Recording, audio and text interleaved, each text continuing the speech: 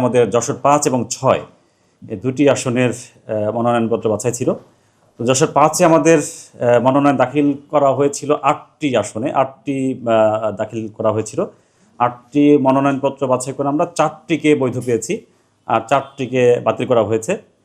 তো বৈধ পাওয়া গিয়েছে যশোর ৫ আসনে রশিদ আহমদ, তারপরে পাওয়া গেছে জয়নাল আবেদিন, গাজী এনামুল হক এবং শহীদ মোহাম্মদ ইকবাল হোসেন। এই 4টি আমরা মনোনয়নপত্র বৈধ পেয়েছি। আর বাতিল হয়েছে 4টি, সে 4টা হচ্ছে মোহাম্মদ কামরুজ্জামান, স্বতন্ত্র প্রার্থী, ওনার 1% ভোটার তালিকায় সমস্যা থাকার কারণে বাতিল করা হয়েছে। আর দ্বিতীয়ত এম এ হালিম, ওনার জাতীয় পার্টি প্রার্থী, কিন্তু তার ফর্ম অসম্পূর্ণ ছিল, পূরণ করা ছিল না এবং সাক্ষীর স্বাক্ষরও ছিল না, এই কারণে বাতিল করা হয়েছে। আর তৃতীয় বাতিলপ্রাপ্ত ব্যক্তি হচ্ছেন এবিএম গোলাম মুস্তফা, উনিও স্বতন্ত্র প্রার্থী হিসেবে 1% ভোটার তালিকার ক্ষেত্রে এটা ত্রুটিযুক্ত ছিল, এটা সমস্যা থাকার কারণে বাতিল করা হয়েছে। আর মোহাম্মদ নজরুল ইসলাম, ওনার ক্ষেত্রে একই রকম 1% সমস্যা, 1% তালিকায় সমস্যা ছিল, সাথে 10B ফর্ম অঙ্গীকারনামাতে স্ট্যাম্পে স্বাক্ষর করা হয়নি। তো বিভিন্ন কারণে মানে মেজর মিস্টেকের কারণে আমরা 4টি মনোনয়নপত্র বাতিল করেছি আর 4টি বৈধ করা হয়েছে। আর যশোর 6-এর চিত্র, এখানে মোট দাখিল করা হয়েছিল মনোনয়নপত্র 5টি মনোনয়নপত্রের মধ্যে 2টিকে বাতিল করা হয়েছে আর 3টি বৈধ হিসেবে পরিগণিত হয়েছে।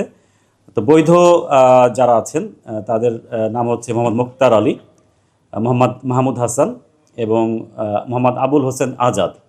আর যে 2টি বাতিল হয়েছে জিএম হাসান, উনি জাতীয় পার্টি প্রার্থী, তার বেশ কিছু ত্রুটি ছিল, ওনার ফর্ম 20-21 একেবারে খালি ছিল, দলীয় অঙ্গীকারনামা ছিল না, দাখিল করেননি, এবং অঙ্গীকারনামাতে স্বাক্ষর ছিল না, ওনার নিজের তাতে 2জন সাক্ষীর স্বাক্ষর ছিল না, এটা মেজর ভুল হিসেবে বাতিল করা হয়েছে।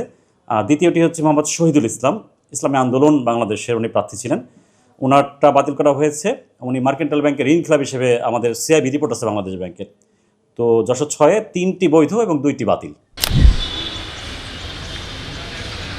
যারা আমাদের এখানে দাখিল করেছিলেন তাদের ক্ষেত্রে বেশি একটু সময় লাগবে, আর যারা দাখিল করেননি তাদেরটা আমরা আবেদন করা মাত্র দিয়ে দিতে পারবো। দাখিল করেছেন তাদের ক্ষেত্রে আমাদের একটু সময় লাগবে, আপিলের সময়টা যাবে, ওইটা সময় যাওয়ার পরে তারপর আমরা দেখবো তাদের আপিলের তারা করেছে কিনা। যদি না করে থাকে, একেবারে চূড়ান্ত হয়ে যায়, তখন তাদের জামানত ফেরত দেওয়া হবে।